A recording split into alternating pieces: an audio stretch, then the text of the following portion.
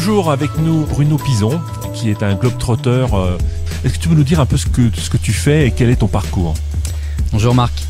Oui, donc ça fait bientôt 7 mois que je suis parti en tour du monde. Je suis parti le 15 octobre dernier de Métropole, de France, et à la rencontre des acteurs de l'alimentation durable. Mon objectif, c'est de rencontrer des gens qui travaillent dans la production, dans la restauration et la valorisation des déchets organiques, pour montrer que c'est un cycle où dans un monde normal on produit pour manger, et une fois qu'on a mangé on a des déchets organiques qui devraient revenir à la terre. D'accord. Tu nous parles d'un parcours, on parle de globe-trotter. Tu peux nous dire un peu quel est ton parcours ?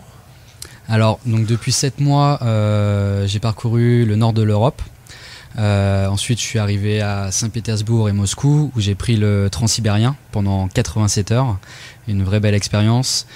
Ensuite, je suis arrivé en Mongolie et j'ai redescendu la Chine, Hong Kong, toute l'Asie du Sud-Est pour aller arriver à Bali. Et de Bali, je suis allé en Australie, Nouvelle-Zélande, et je viens d'arriver, donc je suis arrivé il y a 2 semaines en Polynésie française.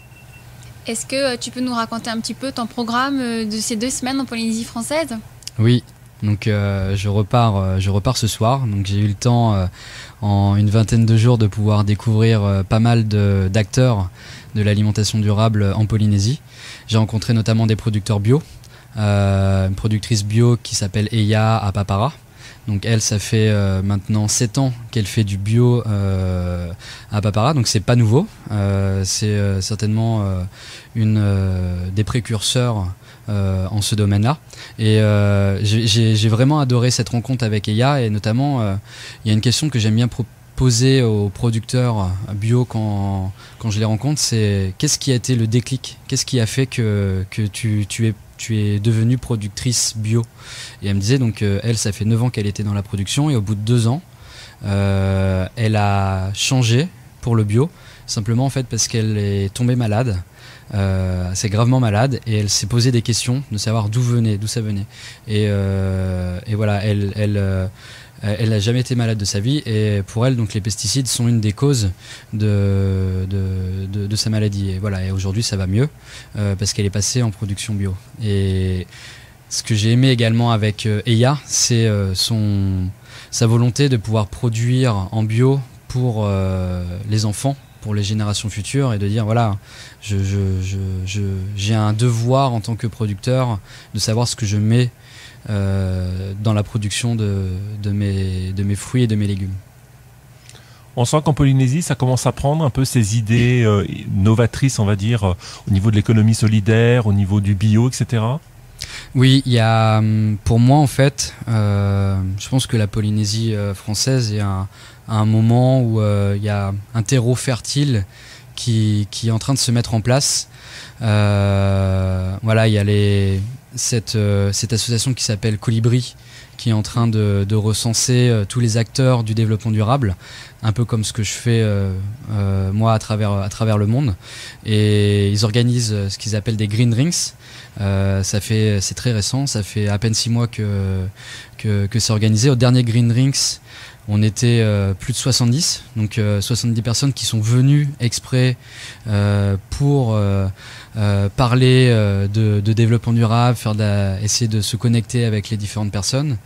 Ils ont un projet de pouvoir mettre en place le village Alternatiba en septembre, et qui est un village développement durable où justement tous ces acteurs seraient recensés, connectés pour montrer, sensibiliser la population.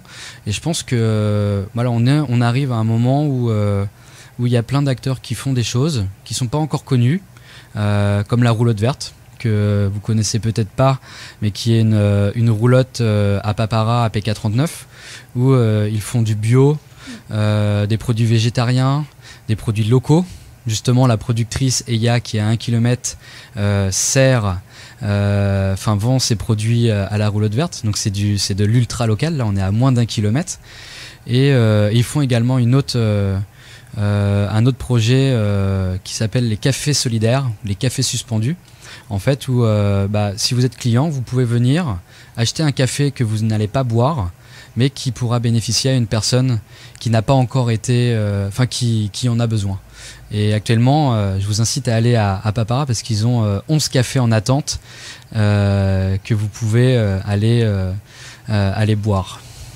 D'accord. Et donc l'autre particularité de ton tour du monde, c'est que tu as la chance de pouvoir t'appuyer sur le réseau Make Sense et que ça te facilite vachement les choses. Oui, exactement. Mon tour du monde s'appelle The Food Sense Tour. Et donc l'association Make Sense est une association qui aide les entrepreneurs sociaux à identifier leurs challenges. Et on les aide en essayant d'organiser des brainstorming, des workshops pour pouvoir réunir différentes personnes qui ont des compétences et qui ont l'envie de pouvoir aider des entrepreneurs sociaux sans pour autant et qui ont le temps en fait. Et donc un entrepreneur social, je rappelle ce que c'est. C'est un entrepreneur qui a bien évidemment envie de monter son business, mais dans un but qui profite à la société en termes social ou en termes environnemental. Et Make Sense, donc, c'est une association que j'ai connue il y a 1 an. Et maintenant, donc, en parcourant le monde, je rencontre beaucoup des volontaires de Make Sense parce qu'il y a plus de 1000 volontaires dans l'association dans plus de 80 pays dans le monde.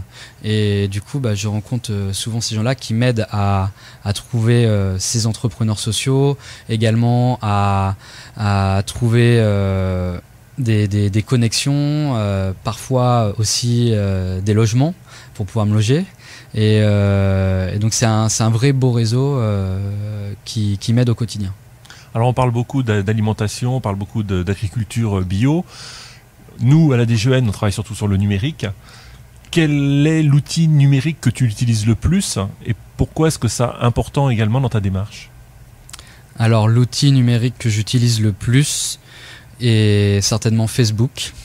Et c'est vrai que Facebook, pour moi, il y a un moyen de pouvoir connecter, de rester connecté avec les gens, avec mes amis de France et ma famille.